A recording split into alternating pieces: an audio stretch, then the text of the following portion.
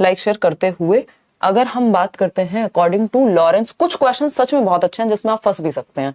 According to Lawrence Kohlberg, the good boy good girl stage of moral development is characterised by the individuals. अभी ये theory इसके just बाद में आपके साथ डिस्कस करने वाली हूँ, फिर उसके बाद आपके क्वेश्चंस कम गलत होंगे, है ना।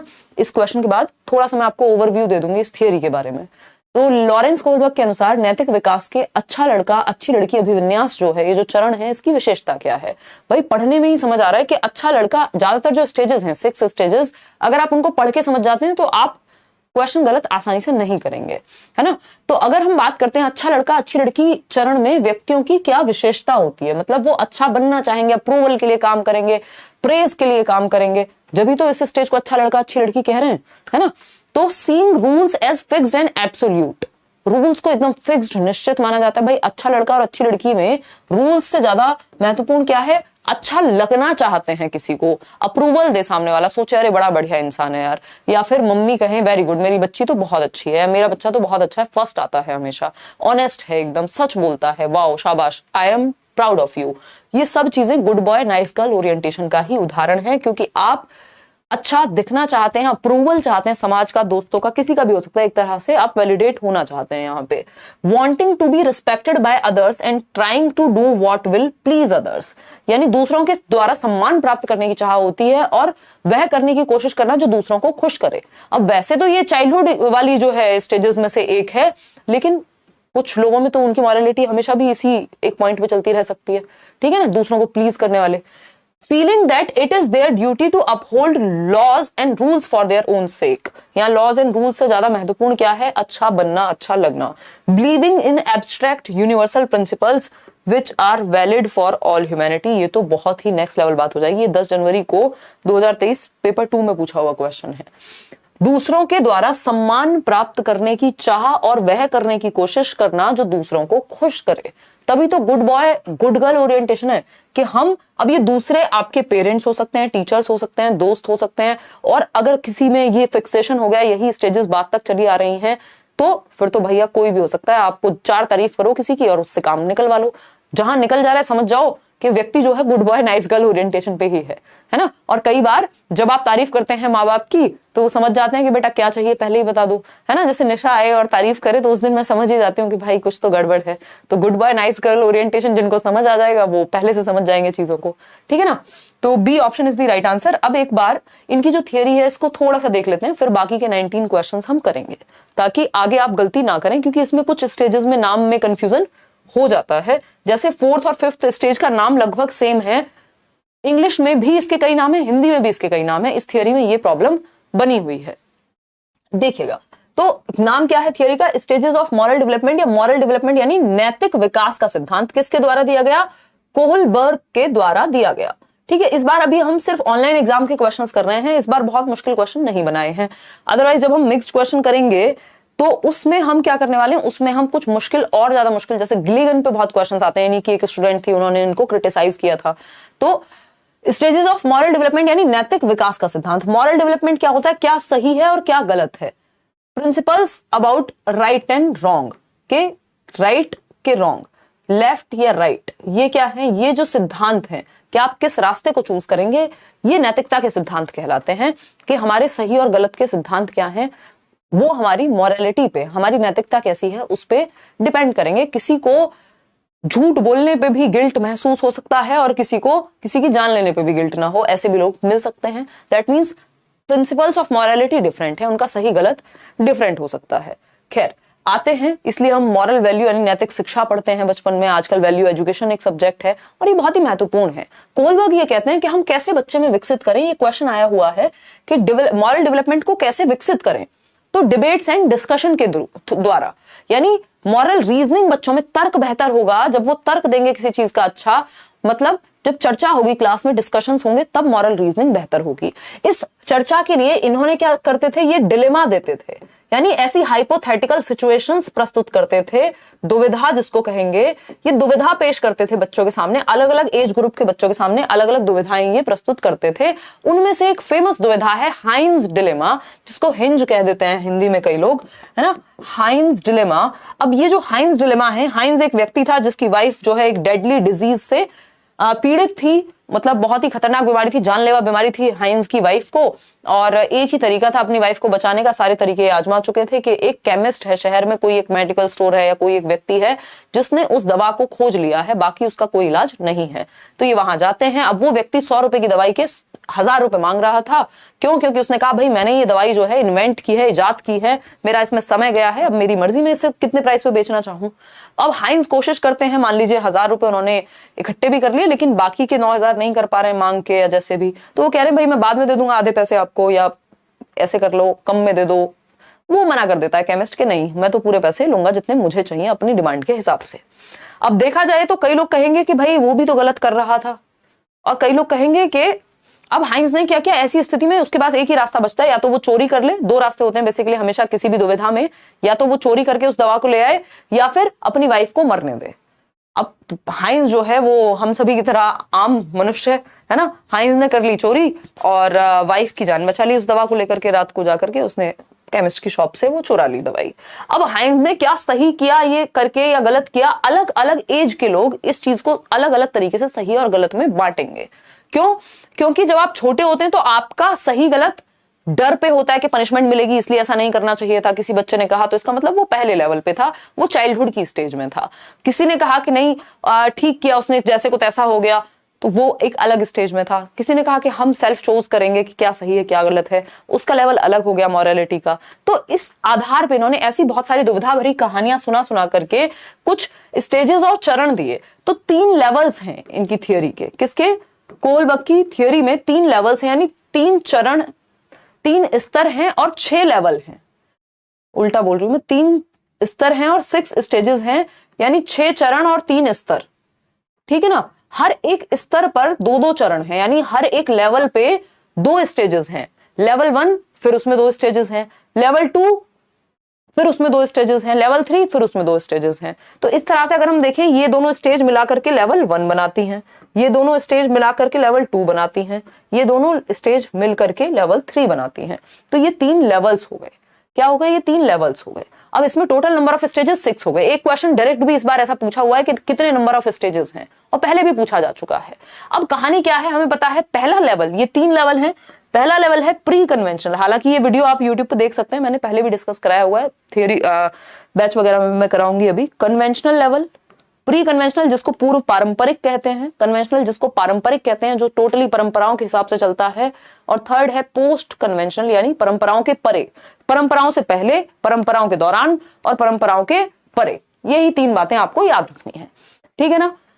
अगर हम बात करते हैं पूर्व कन्वेंशनल या प्री कन्वेंशनल, पूर्व पारंपरिक जो है, तो ये चाइल्डहुड की बात हो रही है।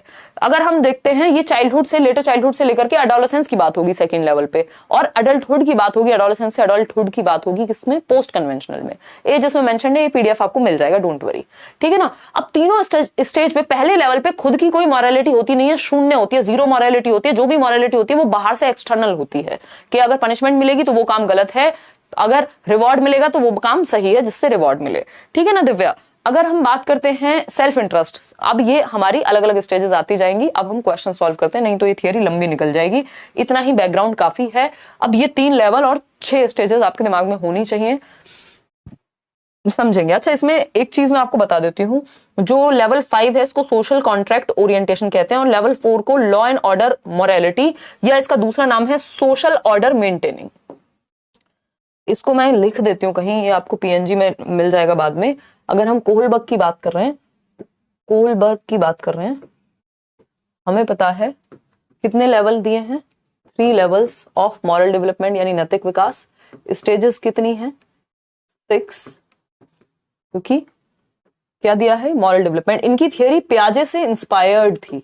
पियाजे ने भी मॉरल डेवलपमेंट की थियरी दी है, नैतिक विकास की थियरी दी है। इस पे भी इस बार क्वेश्चन पूछा जा चुका है।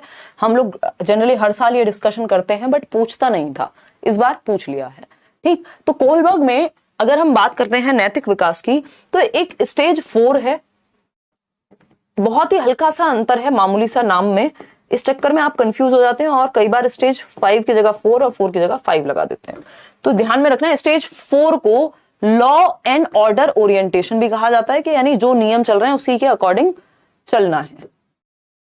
लॉ एंड ऑर्डर ओरिएंटेशन, और इसका दूसरा नाम है सोशल ऑर्डर मेंटेनिंग, यानी समाज में जो ऑर्डर है उसको मेंटेन करने के लिए नियमों का पालन जरूरी है। Rules are fixed, social order maintaining. अब क्योंकि जो आपकी फिफ्थ स्टेज है उसका नाम है सोशल कॉन्ट्रैक्ट ओरिएंटेशन। यहां सोशल कॉन्ट्रैक्ट तो है बट इंडिविजुअल राइट्स भी हैं, तो ये थोड़ा सा ध्यान रखना है कि जब फिफ्थ स्टेज की बात हो रही होगी तो कॉन्ट्रैक्ट की बात होगी, जबकि फोर्थ स्टेज में ऑर्डर मेंटेन करने की बात होगी, कॉन्ट्रैक्ट की बात फिफ्थ स्टेज में होगी। तो सोशल ऑर्डर मेंटेनिंग है तो फोर्थ स्टेज है, सोशल कॉन्ट्रैक्ट ओरिएंटेशन है तो फिफ्थ स्टेज है। ये बेसिक सी कुछ बातें हैं। आते हैं क्वेश्चन सॉल्व करते हैं। तभी आपने होपफुली प्रीवियसली मैराथन देख लिए होंगे या ये वीडियो आप देख चुके होंगे इस थियरी का यूट्यूब पे भी, तो थोड़ा सा आपको आसानी होगी क्वेश्चन सॉल्व करने में। फटाफट से आते हैं, समझते हैं, क्योंकि अपने आप में 1-1.25 घंटे का डिस्कशन है। अगर हम सिर्फ थियरी पढ़ें तो एक सेशन तो कम से कम लगेगा ही। तो अभी उस पर बहुत ज्यादा डीप में ना जाते हुए इधर आ जाते हैं, क्वेश्चन से आपको चीजें समझ में अच्छे से आती हैं, कंफ्यूजिंग नहीं है। जब आप ये समझेंगे और 2 बार उसको रिवाइज कर लेंगे तो चीजें दिमाग में क्या हो जाएंगी, जम जाएंगी। जम मतलब स्टक नहीं हो जाएंगी, सेट हो जाएंगी, ठीक है ना। देखिएगा, D2+B का बैच चाहिए कैसे लें, पीहू राजपूत जाइए करियर लैब पे डाउनलोड करिए और टीचिंग एग्जाम्स में जा करके और ले लीजिए। अभी तो एडमिशन ओपन होने चाहिए। Nisha ensures to finish given homework to avoid the, देखिए आपको किसी भी क्वेश्चन में बच्चा काम करने के पीछे उसका रीजन क्या है, क्योंकि कोलबर्ग यही देख रहे हैं कि तर्क क्या है। ये पूरी थियरी तर्क पे बेस्ड है कि मॉरलिटी किस पे बेस्ड होती है, रीजनिंग पे, और रीजनिंग किस पे बेस्ड होती है, कॉग्निटिव मैच्योरिटी पे, और कॉग्निटिव मैच्योरिटी की बात कौन करता है, पियाजे करते हैं। तो पूरा जो रूट कॉज है इस थियरी का वो पियाजे की कॉग्निटिव डेवलपमेंट से निकल करके आता है, ठीक है ना। तो अगर हम देखें तो तर्क पे बात हो रही है यहाँ। तर्क क्या है, किसी भी काम को करने का रीजन क्या है, उसके बेसिस पे सही और गलत डिसाइड होगा। हम यही कहते हैं ना, हमारा लॉबी ये कहता है भाई इंटेंशन नहीं, अगर आपकी नहीं है, अनइंटेंशनली कुछ हो गया है तो आपको माफी मिल जाती है, ठीक है ना। तो तर्क क्या है इसके पीछे ये देखना जरूरी है। तर्क है टू अवॉइड द शेम, यानी वो शर्म से बचना चाहती है Nisha, that she may be क्या कह रही हो, नहीं बचना चाहती हो, that she may be subjected to by her teacher for not doing homework, कि अगर होमवर्क नहीं करी तो टीचर जो है शर्मिंदा करेंगे जा करके, है ना। As per Lawrence Kohlberg's theory of moral development this represents reasoning at dash stage. ये कौन से लेवल की स्टेज है, जब बच्चा शेम से बचना चाहता है ना, शर्म से बचना चाहता है, अच्छा दिखना चाहता है टीचर के सामने। तो ए ऑप्शन जो है प्री कन्वेंशनल बिल्कुल सही बात है। कहां से सही बात है भाई, है कहां से सही बात है, फिर से पढ़ो इसको।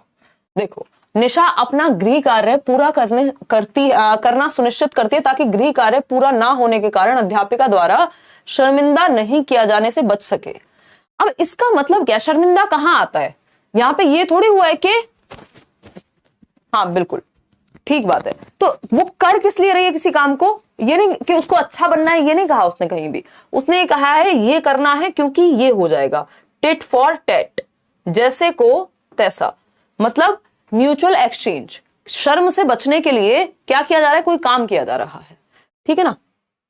तो शर्म से बचने के लिए कोई काम किया जा रहा है कह सकते हैं हम, ठीक है। आगे बढ़ेंगे, क्योंकि ऐसा नहीं है कि उसको अच्छा बनने के लिए कोई काम करने की कोशिश में है वो। क्वेश्चन नंबर 3 देखिएगा, ये क्या कहता है, Umed does not eat the chocolate. आज I was not feeling energetic बिल्कुल भी, मैं सोच रही थी छुट्टी करें बट बनता नहीं है क्योंकि पता नहीं कब छुट्टी करनी पड़ जाए, है ना। देखिए, तो उमेद डज नॉट, तो थोड़ा सा कोऑपरेट आप भी करेंगे। Umed does not eat the chocolates that his father has got for guess thinking of what would happen if he would get caught। यानी उमेद एक बच्चा है जो घर में लाई गई चॉकलेट उसके पिताजी मेहमानों के लिए लाए हैं। आपके घर में भी कुछ नमकीन बिस्किट है ना, कुछ तो लेके कोल्ड ड्रिंक्स लेकर के आते होंगे मेहमानों के लिए और आप खा जाते होंगे निशा की तरह, या हमारे घर में शौर्य है वो खा जाता है, ठीक। तो अब उमेद बेचारा डर के मारे उसने चॉकलेट नहीं खाई, क्यों, क्योंकि वो पकड़ा जा सकता है, पिताजी उसकी धुनाई कर देंगे, बाद में पिटेगा बच्चा जो है। According to Kohlberg theory Umed किस स्टेज पे, यानी पनिशमेंट से बचने की कोशिश में है। अदरवाइज उमेद को नहीं पड़ता कोई फर्क, कोई रिश्तेदार आए भूखा रहे कोई मतलब नहीं है उमेद को, है ना। हाँ बहुत बढ़िया रजत। तो उमेद को डर है पकड़े जाने का, इसका मतलब पहली स्टेज है जब आप पनिशमेंट से बचने के लिए आज्ञा का पालन कर रहे हैं। उसको पिताजी की आज्ञा में कोई इंटरेस्ट नहीं है बट पिताजी की पिटाई में है ना, अपनी पिटाई में है। तो पनिशमेंट एवं ओबीडियंस पहली ही स्टेज है ये, ठीक।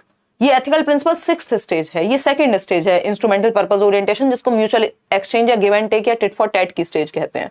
गुड बॉय नाइस गर्ल जो है वो 3rd स्टेज है। आगे बढ़ेंगे 4th क्वेश्चन पे। क्या कहता है 4th क्वेश्चन? ये है 24 जनवरी 2023, पेपर 1 ही है ये तो। अ चाइल्ड रीजंस, बच्चे का तर्क क्या है? That if the laws are not meeting the needs of the people they can be change through mutual agreement and democratic procedures. यानी जो नियम बनाए गए, यदि कानून लोगों की जरूरत पूरा नहीं कर रहा तो लोगों के द्वारा ही उस कानून को बदला जा सकता है, क्योंकि कोई भी कानून है तो वो लोगों के लिए ही है ना at the end of the day. तो ये रीजनिंग है। जैसे अभी कुछ टाइम पहले 3 तलाक को बदला गया, किसी समय पे सती प्रथा को बदला गया होगा, किसी और चीज को चेंज किया गया होगा। तो नियमों में परिवर्तन आना संभव है यदि लोग चाहें, और सबकी मान्यता से या डेमोक्रेटिकली लोकतांत्रिक रूप से वो किया जा सकता है।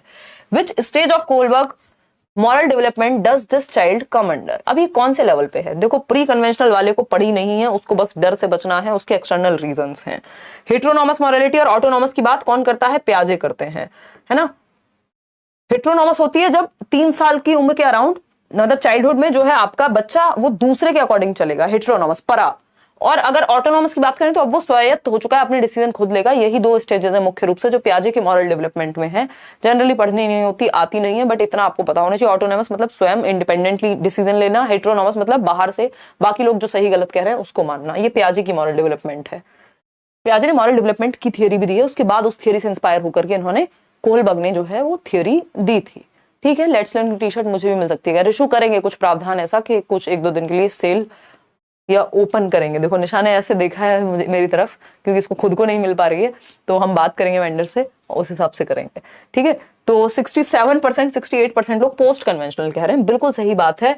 पोस्ट कन्वेंशनल लेवल ही एकमात्र ऐसा लेवल है जहां पे बात होती है कि अगर ये 5th स्टेज है कि अगर मेजॉरिटी चाहे, अगर लोगों का भला ही नहीं हो रहा किसी नियम से, तो लोगों का अधिकार है कि वो नियम में परिवर्तन ला सकें। तो ये ए ऑप्शन है, ठीक है ना। प्री कन्वेंशनल तो ये कहीं से नहीं है। आगे बढ़ेंगे, और ये कन्वेंशनल भी नहीं है, क्योंकि कन्वेंशनल में भी बदलने की हिम्मत नहीं होती, नियमों को मानने की हिम्मत होती है बस। क्वेश्चन नंबर 5 देखिए, the moral reasoning of children. इस रीजनिंग पे फोकस करना है कि रीजन क्या है, उससे पता लगेगा कि उत्तर क्या होगा। Based on being obedient for avoiding punishment, यानी पनिशमेंट से बचने के लिए आज्ञा का पालन किया जा रहा है। पहली ही स्टेज है ये, तो ये हमें पता होना चाहिए। पहली स्टेज को क्या कहते हैं? Punishment and obedience. और वो किस में आती है? प्री कन्वेंशनल लेवल में आती है, पूर्व परंपरागत स्तर में आती है, जो वो 3 से 7 वर्ष वाला जो टाइम पीरियड है उसमें आती है। ठीक है ना, प्री कन्वेंशनल, पूर्व पारंपरिक पहली स्टेज 3 से 7 वर्ष जनरली। इसमें भी अलग अलग थियरिस्ट ने अलग अलग बात की है। ठीक, तो ये सिंपल बात है, इसमें और तो कुछ आएगा नहीं, क्योंकि इन्होंने पनिशमेंट और ओबीडियंस की बात कर दी। गुड बॉय नाइस गर्ल की करते तो कन्वेंशनल हो जाता। अब आता है क्वेश्चन नंबर 6, फटाफट से जवाब देंगे। How many stages of moral development does Lawrence Kohlberg propose in his theory? देखिए यहां पढ़ना जरूरी है, हिंदी में इसमें गड़बड़ हो सकती है, इंग्लिश में सही रहेगा। अगर स्टेजेस लिखी हुई है तो आंसर अलग हो जाएगा, अगर लेवल लिखे हुए होते तो आंसर अलग हो जाता। वो तो आपकी क्या कहें इसको, किस्मत कह लो आप, अगर कई लोग विश्वास करते हैं तो, कि नहीं तो बेसिकली प्रोबेबिलिटी है ये कि यहाँ लकीली लिखा नहीं हुआ है 3। अगर 3 लिखा होता तो अभी आप कंफ्यूज हो जाते। इसमें ज्यादातर लोग आंसर सही इसलिए दे पा रहे हैं क्योंकि बाकी ऑप्शंस में 3 का कहीं ऑप्शन ही नहीं है। लेवल 3 होते हैं लेकिन इसमें 3 का कोई ऑप्शन नहीं है, तो हमें पता है फिर तो 6 ही ऑप्शन हो सकता है। 3 स्टेजेस हैं और 6 लेवल्स हैं। स्तर कितने हैं? 3, और चरण हैं 6, तो हमें पता है 6 स्टेजेस की बात हो रही है। लेवल पूछेगा तो 3 उत्तर हो जाएगा। आगे बढ़ेंगे क्वेश्चन नंबर 7 पर। क्वेश्चन नंबर 7 देखिएगा एक बार।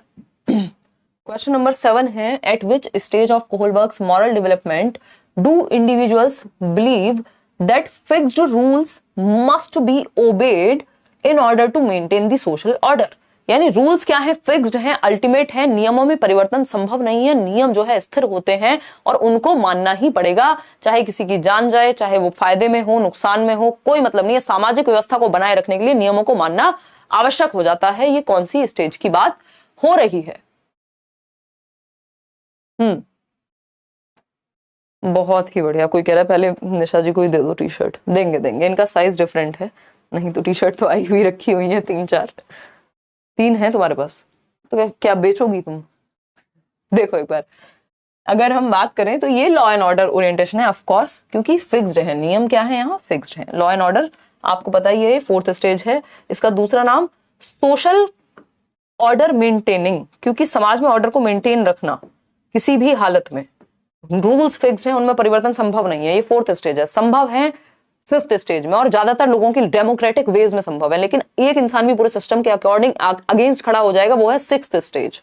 ठीक है ना, तो ये है C, law and order conventional level के अंदर आता है फोर्थ स्टेज। इससे पहले वाली गुड बॉय नाइस गर्ल, मैं ये लिख भी देती हूँ यहाँ पे कई लोगों को, गुड बॉय नाइस गर्ल क्या है, थर्ड स्टेज है, कन्वेंशनल लेवल की पहली स्टेज है, और ये है फोर्थ स्टेज, कन्वेंशनल लेवल की सेकंड स्टेज है। पनिशमेंट एंड ओरिएंटेशन है फर्स्ट स्टेज, प्री कन्वेंशनल की। टिट फॉर टैट ये है सेकंड, म्यूचुअल। तो first, second, third, fourth, fifth होती है आपकी सोशल कॉन्ट्रैक्ट ओरिएंटेशन, और सिक्स्थ होती है यूनिवर्सल एथिकल प्रिंसिपल। ठीक है, बात क्लियर है, कोई दिक्कत? ऐप पर अभी तो जेंडर कंप्लीट करा है, ये टॉपिक तो हुआ ही नहीं है ऐप पर, इसलिए क्वेश्चन भी नहीं बन रहा है। कोई बात नहीं, आप इसको स्किप कर सकते हैं अगर आपको इतनी दिक्कत है तो, नहीं तो थोड़ा सा रुक जाइए, उसके बाद देख लेना अभी जब चैप्टर हो जाएगा कोलबर्ग वाला, क्योंकि टाइम लगता है ना यार। जेंडर हमने 2 दिन में खत्म किया है, जबकि जल्दीबाजी में करना होता है तो कर सकते थे, तो आराम से चल रहे हैं, कोई दिक्कत नहीं है। क्लास तो हो ही रही है डेली, एक्स्ट्रा क्लास लग रही है बल्कि। लॉ एंड ऑर्डर ओरिएंटेशन, जहां पे नियम क्या होते हैं, फिक्स्ड होते हैं, रूल्स आर रूल्स। ठीक है, रूल्स आर रूल्स। आगे बढ़ेंगे क्वेश्चन नंबर 8 पर। जिन्होंने मैराथन देख ली है, पढ़ ली है, पहले सीटेट दे चुके हैं, थियरी आती है, वो इस सेशन को अटेम्प्ट करें, नहीं तो चक्कर आ सकते हैं। और लाइक शेयर करना भी आज आप इस चक्कर में भूल रहे हैं, क्योंकि आपको चक्कर ही आ रहे हैं मुझे लग रहा है। Which of the following is explained bye Lawrence Kohlberg? Kohlberg ने क्या दिया है? Social contract orientation, zone of proximal development. अब आपको ये पता है, आप एलिमिनेट करना जानते हैं, ये तो वाइगॉस्की ने दिया है, अभी कुछ ही दिन पहले हमने डिस्कस किया था। इनर स्पीच भी वाइगॉस्की बात कर रहे हैं, ईगोसेंट्रिक की बात पियाजे कर रहे हैं। ठीक है ना, पियाजे कर रहे हैं। तो द सोशल कॉन्ट्रैक्ट ओरिएंटेशन, यही हम अभी बात कर रहे थे, ये है फिफ्थ स्टेज जो कोलबर्ग ने दी है। बाकी सारी स्टेजेस वाइगॉस्की और पियाजे ने दी है। यहाँ पे क्वेश्चन नंबर 9 देखिए एक बार फटाफट से। क्वेश्चन नंबर 9 क्या कहता है? 11 जनवरी, morning shift. Anu argues that only society, not individuals, can determine what is right. यानी सिर्फ सोसाइटी निर्धारित करेगी कि क्या सही है, इंडिविजुअल नहीं करेंगे, मैं और आप नहीं कर सकते हैं, पूरा समाज मिलकर करेगा किसी बात को सही और गलत का निर्धारण। As per Lawrence Kohlberg's moral development theory, which stage is represented in this example? किस स्टेज की बात कोलबर्ग की थियरी के अनुसार इसमें हो रही है कि जब सोसाइटी डिटर्मिन करेगी कि क्या सही है, ना कि इंडिविजुअल्स डिटर्मिन करेंगे? तो गुड बॉय तो ये हो नहीं सकती, ओबीडियंस एंड पनिशमेंट भी ये नहीं हो सकती, इन दोनों में से ही कुछ होगी। Authority and social order maintaining या फिर यूनिवर्सल एथिकल प्रिंसिपल। देखिए, यूनिवर्सल एथिकल प्रिंसिपल्स में इंडिविजुअल डिसाइड कर सकता है कि उसको लगता है कि गवर्नमेंट करप्ट है तो वो टैक्स नहीं देना चाहता, ये अकेला इंडिविजुअल भी डिसाइड कर सकता है नियमों के अगेंस्ट जाना। लेकिन जब सोसाइटी ही डिसाइड कर रही है तो इसका मतलब हो गया authority and social order maintaining, यानी फिक्स्ड हो गए नियम। फोर्थ स्टेज हो गई लॉ एंड ऑर्डर को इस तरह से भी पूछ सकता है, सोशल ऑर्डर मेंटेनिंग के साथ अथॉरिटी भी ऐड कर दिया, या सिंपल लॉ एंड ऑर्डर भी लिख सकता था, तो घुमा के पूछने वाली बात है। बाकी के ऑप्शन एलिमिनेट करके आप सही ऑप्शन तक पहुंच सकते हैं। क्वेश्चन नंबर 10 देखिए, जवाब दीजिए, 5 सेकंड में पढ़िए, इतने में 2 घूंट जिंदगी की पानी पीती हूँ। ठीक है ना, तुम्हें भी चाहिए, नहीं मिलेगा, लड़ाई होगी यहाँ आज।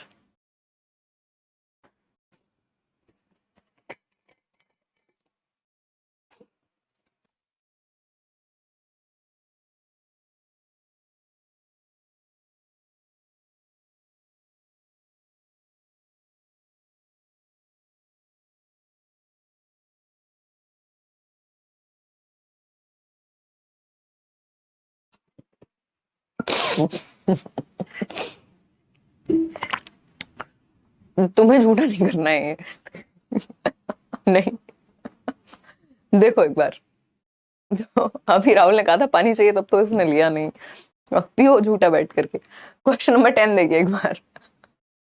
जैसे हम स्कूल में करते थे कि यार ये तो मैंने झूठा किया हुआ है यार, लंच मैं तो खुद खा लिया, ये तो है ना, ये तो बॉटल झूठी कर ली ताकि कोई और ना मांग ले, और तुम फिर भी बाज नहीं आ रही हो, तुम कह रही हो दे ही दो यार, कोई बात नहीं। देखो एक बार क्वेश्चन क्या है, क्वेश्चन है,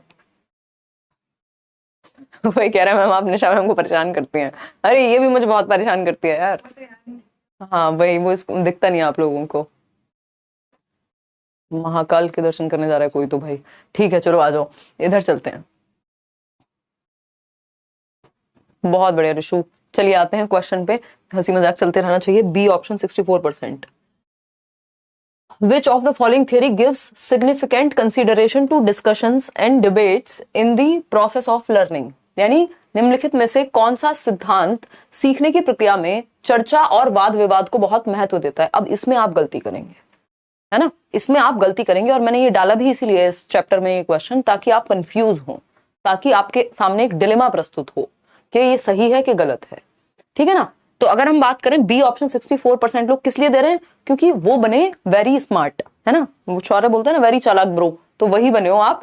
क्यों? क्योंकि आपको लगा कि कोहलबर्ग का चैप्टर है और कोहलबर्ग ही उत्तर होना चाहिए। इसका आंसर कोहलबर्ग नहीं है, 64% लोग गलत हो गए। इसका आंसर जो है वो लेव वाइगोस्की है। ये मैंने इसको क्वेश्चन को यहाँ पुट ही इसलिए किया है, सिर्फ 27% लोग सही उत्तर दे पाए हैं। उसका रीजन ये है कि क्वेश्चन बहुत क्लोज है। अगर इसमें एक शब्द और ऐड कर देता तो, अभी तो चलने देती पोल, देखना अभी ये सारे बदल जाते हैं। अभी जिन्होंने भी ये बी ऑप्शन दिया था ना, सारे सी कर देते अभी, क्योंकि उनको पता लग गया। अब तो फटाफट से चीटिंग कर लो अपना। देखो एक बार, तो अगर हम बात करें, यहाँ पे एक शब्द का अंतर है। Which of the following theory gives significant consideration to discussions and debates in the process of learning?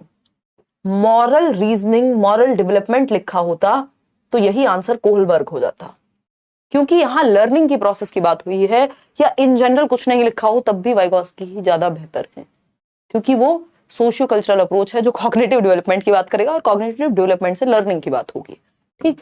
तो इसलिए आंसर सी है, क्योंकि वाइगोस्की क्या है, समाज और संस्कृति की बात करते हैं, है ना, ग्रुप में सीखने की बात करते हैं, डिबेट डिस्कशन की बात करते हैं, कोलैबोरेशन की बात करते हैं, असिस्टिव लर्निंग की बात करते हैं। कोई कह रहा है प्यासे को पानी नहीं पिलाओगे तो पाप लगेगा, दे तो दिया यार, अब क्या करें। देखो एक बार, प्यासे को पूछो तब तो मांगते नहीं है। Lawrence Kohlberg's theory of moral development, यानी ये बात तब सही होती है जब यहाँ मॉरल रीजनिंग या मॉरल डेवलपमेंट में बात होती, कि मॉरल डेवलपमेंट में, नैतिक विकास में वाद विवाद और चर्चा की इंपॉर्टेंस को किसने दर्शाया? तो कोहलबर्ग। लेकिन इन जनरल पूछा है, मॉरल डेवलपमेंट नहीं लिखा है, तो आपको फिर उस हिसाब से देखना पड़ेगा, यहाँ वाइगोस्की है, ठीक है ना। हालात बदल दिए, जज्बात बदल दिए, यही हुआ है आपके साथ अभी, है ना। चलिए खैर कोई बात नहीं। तो इसलिए जरूरी है कि आपको इस तरह की डिलेमा में डाला जाए। क्वेश्चन नंबर 11 देखिएगा। क्वेश्चन नंबर 11 क्या कहता है? Lawrence Kohlberg used dash to evaluate the moral reasoning among children and adults, यानी लॉरेंस कोहलबर्ग ने बच्चों एवं वयस्कों में नैतिक तर्क का मूल्यांकन करने के लिए किसका उपयोग किया है? बताइए एक बार, कि किसका नैतिक तर्क, कि बच्चों में मॉरल रीजनिंग कितनी विकसित हो गई है, उनका सही और गलत का जो रीजनिंग है वो कितनी विकसित हुई है, इसके लिए उन्होंने किस चीज का इस्तेमाल किया? शुरुआत में ही बताया था, पेपर पेंसिल टेस्ट का जी नहीं, ड्राइंग्स का नहीं, रिपोर्ट कार्ड्स का नहीं, उस टाइम पे तो इतना चलन था भी नहीं, हाइपोथेटिकल सिचुएशंस का, परिकल्पित स्थितियों का, इमेजिनरी सिचुएशंस का, जिनको हम डिलेमा कह रहे हैं, जिनको हम दुविधा कह रहे हैं, के। और एक बहुत ही फेमस उदाहरण है इसका, कि एक बोट में 3 लोग बैठे हुए हैं, जिसमें से 2 लोगों को आप अत्यंत प्रेम करते हैं, दोनों में से किसको बचाएंगे? अगर एक ही व्यक्ति को बचाने का ऑप्शन आपके पास है तो, है ना, ये मत कह देना खुद कूद जाएंगे, वो ऑप्शन नहीं है। तो ये क्या हुआ, हाइपोथेटिकल सिचुएशंस ऐसी बहुत सारी दी गई कि मान लीजिए हाइंस का चोरी करना गलत था या सही था। अब जो व्यक्ति ये कहेगा कि चोरी करना बुरी बात होती है, दूसरा व्यक्ति कहेगा नहीं, वो उसकी जान बचाने के लिए झूठ बोला गया, झूठ नहीं होता, है ना। अब इसमें इतने सारे तर्क आ जाएंगे, तो वो हाइपोथेटिकल सिचुएशंस के द्वारा उन्हें इवैल्यूएट करना था कि आपका जो तर्क है वो निकल के आएगा जब आपके सामने सिचुएशन रखी जाएगी। कहा जाता है ना कि हर इंसान अच्छा है जब तक उसको बुरा बनने का मौका नहीं मिला। ये मूवीज में होता रहता है ना इस तरह का कोई डायलॉग बाजी। तो वो अपने आप में मॉरल डिलेमा है, एक तरह की हाइपोथेटिकल सिचुएशन है कि आप जब कभी उस सिचुएशन में आए नहीं, जिसको मौका ही नहीं मिला कि वो चीट कर सके जीवन में किसी को या कहीं पे, उसको क्या कहें? मतलब उसको ये थोड़ी कहेंगे मॉरल रीजनिंग बहुत अच्छा ऑप्शन नहीं है वहां पे ज्यादा जज करने का। जिसके पास चॉइसेस हैं तब तो देखोगे ना कि वो कितना ईमानदार व्यक्ति है। पता तो चॉइस आने पे लगेगा ना, या हाइपोथेटिकल सिचुएशन में लगेगा। हालांकि इस थियरी के लिए इनका जो है ऋषु, इनको क्रिटिसाइज भी किया गया कि ये इमेजिनरी सिचुएशंस हैं। रियल लाइफ में व्यक्ति कुछ और कर सकता है, जब पूछा जाए तो कुछ और कर सकता है।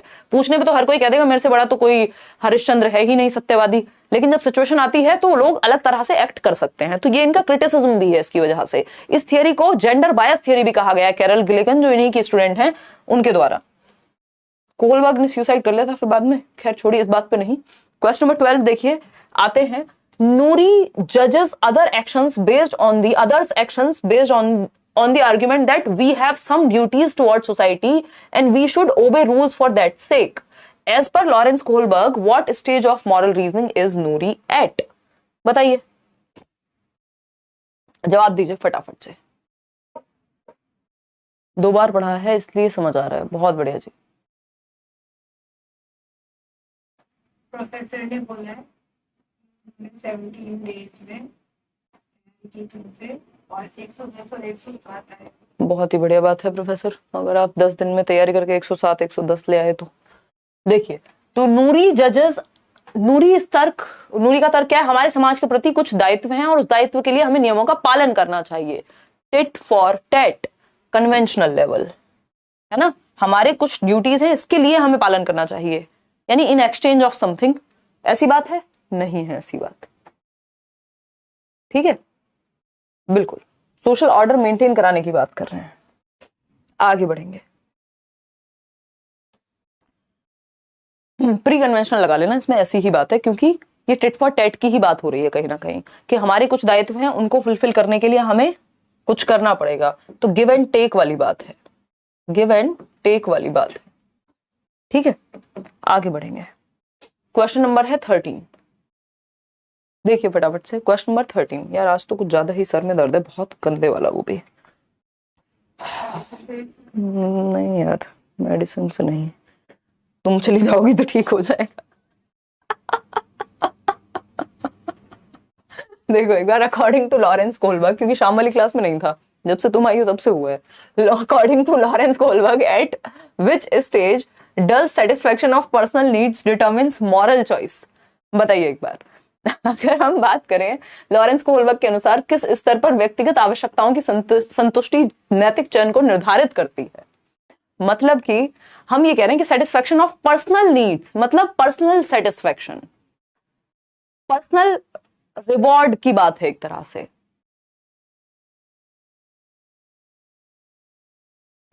यार अभी तो डेली जिम नहीं गई हूँ भाई रिशु, 8 महीने से कम से कम। अभी तो डोसा तो कभी कभी तो चलता है, बट रेगुलर नहीं चलता है वो व्लॉग वाला डोसा। करेंगे दोबारा से शुरू। सी ऑप्शन 57% लोग कह रहे हैं। यूनिवर्सल एथिकल प्रिंसिपल, भाई साहब मैं देखना चाहती हूँ आप कितने डरावने जवाब दे रहे हैं। ये थियरी मुझे लगता है और थोड़ा रुक के करानी थी आपको, इसके क्वेश्चन अभी कराने ही नहीं चाहिए थे।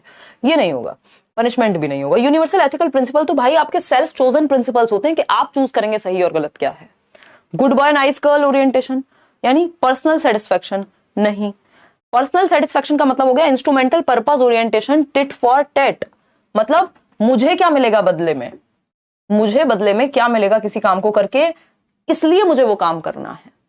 तो व्यक्तिगत आवश्यकताओं की पूर्ति, कि मम्मी मैं आपको जो है बाहर से दूध ला करके देती हूं दुकान से, लेकिन मुझे भी 5 रुपए की चॉकलेट चाहिए होगी, ये है पर्सनल नीड्स का सेटिस्फेक्शन, इसलिए आप कोई काम कर रहे हैं, ठीक है ना। ये विनिमय है, एक तरह का व्यापार है। सेकेंड स्टेज है ये आपकी। क्वेश्चन नंबर 14 देखिए, क्या है क्वेश्चन नंबर 14? ये कहता है according to Lawrence Kohlberg, individuals at dash stage जज their and other sections in terms of needs and wants, यानी कि वो अपने एक्शंस को भी जज करते हैं इंडिविजुअल्स जो हैं इस स्तर पे, और दूसरों के व्यवहार को भी जरूरत और इच्छाओं के संदर्भ में, है ना, नीड्स एंड वांट्स के संदर्भ में जज करते हैं। बताइए, ओबीडियंस एंड पनिशमेंट, तो यहां तो जज करने की बात हो रही है, पनिशमेंट की आज्ञा पालन की कोई बात नहीं हो रही। इंस्ट्रूमेंटल पर्पस ओरिएंटेशन या लॉ एंड ऑर्डर पर, इसमें सबके जवाब अलग अलग आ रहे हैं। लॉरेंस कोहलबर्ग के अनुसार व्यक्ति किस स्तर पर अपने और दूसरों के व्यवहार को जरूरत और इच्छाओं के संदर्भ में जांचते हैं? बताइए, instrumental purpose orientation, tit for tat. आगे बढ़ेंगे, क्वेश्चन नंबर है 15, देखिएगा फटाफट से जवाब दीजिएगा। ये क्या कहता है क्वेश्चन नंबर 15? क्वेश्चन नंबर 15 है according to Kohlberg the pre conventional level, पूर्व पारंपरिक स्तर of moral development is characterised by. Pre conventional में 2 स्टेजेस हैं, एक है पनिशमेंट एंड ओबीडियंस यानी दंड से बचने के लिए आज्ञा का पालन, दूसरा है म्यूचुअल एक्सचेंज या टिट फॉर टैट के जैसे को तैसा कुछ भी इसलिए करेंगे क्योंकि आपका कोई बेनिफिट है उसमें, तो वो सेकेंड स्टेज है। और यहाँ पे एक्सटर्नल बाहर से समाज तय करता है मॉरलिटी, जीरो मॉरलिटी होती है खुद की पहले प्री कन्वेंशनल लेवल पे। तो focus on how cultural factors and gender influence moral development, good और bad is determined by consequences of obeying और डिसओबेइंग रूल्स। ये बात बिल्कुल सही है। सही और गलत कहां से निर्धारित होता है कि पनिशमेंट मिलेगी उस पनिशमेंट से बचने के लिए ओबीडियंट हैं। पनिशमेंट ना मिले तो सब कुछ सही है, जिस चीज से पनिशमेंट मिल रही है तो वो गलत है। तो नियमों का पालन या अवज्ञा अच्छे या बुरे परिणामों पे कि कॉन्सिक्वेंस क्या है उस चीज का, ठीक है ना। एक्सपेक्टेशन ऑफ अदर्स से कोई फर्क नहीं पड़ता यहाँ, सेल्फ चोजन की तो दूर दूर तक बात नहीं है क्योंकि पहला ही लेवल है। तो आगे बढ़ेंगे, कॉन्सिक्वेंस क्या है किसी काम को करने का वो देखा जाएगा। क्वेश्चन नंबर 16 देखिए यहाँ पे, both Lawrence Kohlberg and dash have given theories of moral development. भाई किन दो लोगों ने मॉरल डेवलपमेंट का की जो थियरी है वो दी है। सेशन को लाइक शेयर करना, रूल्स आर रूल्स वाली स्टेज है। बहुत ही बढ़िया, बहुत ही बढ़िया, आपको आ गया समझ। पानी दे दो प्लीज, बहुत सर में दर्द हो रहा है सीरियसली, जनरली होता नहीं है मेरे।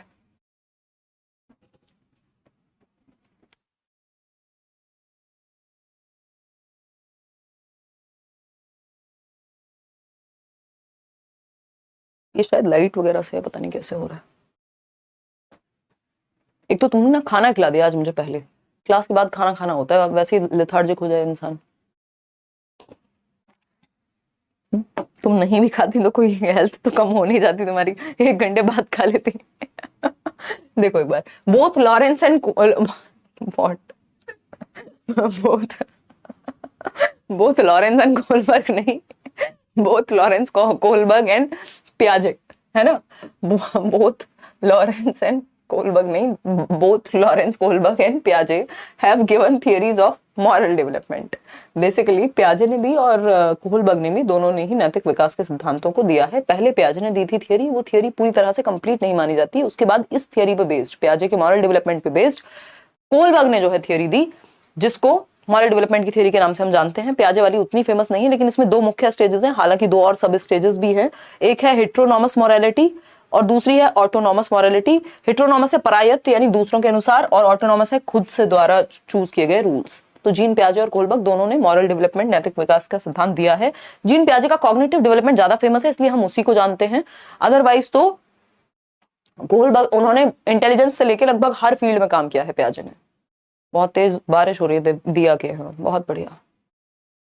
लगवाएंगे साहिल, नेक्स्ट कमिंग वीक में आपकी कोहलबर्ग की थियरी हो जाएगी बैच में। यू आर वेरी फनी यार, बस क्या बताएं बबीता, मजबूरी कहते हैं इसे।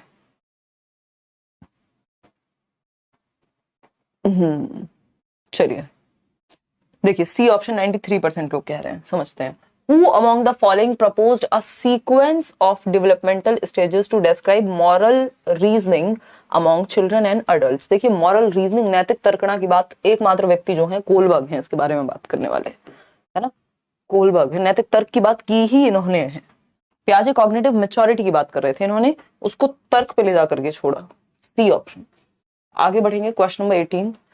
क्वेश्चन नंबर 18 क्या कहता है भाई, according to Kohlberg the last stage morality of individual principles and conscience of moral development is characterized by the individuals। यानी कोहलबर्ग के अनुसार नैतिक विकास के अंतिम चरण व्यक्तिगत सिद्धांतों की नैतिकता और विवेक के व्यक्तियों में क्या विशेषता होती है, बताइए फटाफट से बताइए। तो according to Kohlberg the last stage morality of individual principles and conscience of moral development is characterized by the individuals। यानी बेसिकली जो चेतना है और सिद्धांत हैं जो खुद के द्वारा चूज होते हैं लास्ट स्टेज में, वो किस चीज से संबंधित होंगे। रूल्स को फिक्स्ड देख के, तो रूल्स को जो फिक्स्ड मानेगा वो अपने सिद्धांत कहां से बनाएगा। Wanting to be respected by others, यहाँ पे फर्क नहीं पड़ता इज्जत मिल रही है या नहीं, आप अपने सिद्धांतों के लिए खड़े हो जाते हैं। Feeling that it is their duty to uphold laws and rules for their own sake, नहीं। Believing that individuals must test the social laws rather than follow them blindly, कि भैया जो व्यक्तियों के लिए कानून बना है, कानून के लिए व्यक्ति नहीं बना है। अगर जरूरत पड़े तो आप नियमों को बदल सकते हैं, तो ब्लाइंडली फॉलो करने की बजाय उन नियमों को देखना चाहिए, रिफ्लेक्ट करना चाहिए उन पे, ठीक है ना। जुलाई में कितने तारीख को शुरू होगा पेपर, अभी कुछ भी इस पे नहीं कहना चाहेंगे क्योंकि बोर्ड अपने आप बता देगा 15-20 दिन पहले, जून में पता लग जाएगा आपको ये। Behaving particularly and intentionally in ways that impress the parents and teachers is a characteristic of, यानी किस क्या करने के लिए, इम्प्रेस करने के लिए, है ना। इम्प्रेस करने के लिए मतलब जानबूझकर आप उस तरीके से व्यवहार कर रहे हैं जिससे माता पिता जो हैं वो आपसे प्रभावित हो सके, इम्प्रेस हो सके, है ना। ये आप कई लोग गर्लफ्रेंड और बॉयफ्रेंड के चक्करों में भी कर सकते हैं कि आपको इंप्रेस करना है किसी को, तो आप इसलिए एक तरह का व्यवहार कर रहे हैं, मतलब आप गुड बॉय बन के दिखा रहे हैं या गुड गर्ल बन के दिखा रहे हैं दूसरे की नजरों में, ठीक है ना। तो ये good boy nice girl orientation है। B option is the right answer कि आपको अच्छा लड़का अच्छी लड़की अभिविन्यास में लिप्त रहना है क्योंकि आपको इंप्रेस करना है सामने वाले को। क्वेश्चन नंबर 20 देखिए, आज के लिए आखिरी सवाल है। द स्टेज 5 यानी 5th social contract orientation post convention level है of course. Morality as given by Lawrence Kohlberg is marked by the belief, यानी 5th स्टेज में कैसी मॉरलिटी होगी, क्या विश्वास पे आधारित होगी। पहला है the physical consequences of an action determine goodness और badness. Obeying rules should bring some sort of benefit in return. In order to maintain the social order, fixed rules must be established and obeyed.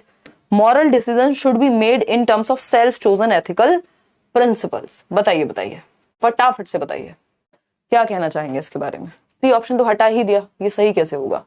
In order to maintain social order, fixed rules must be established.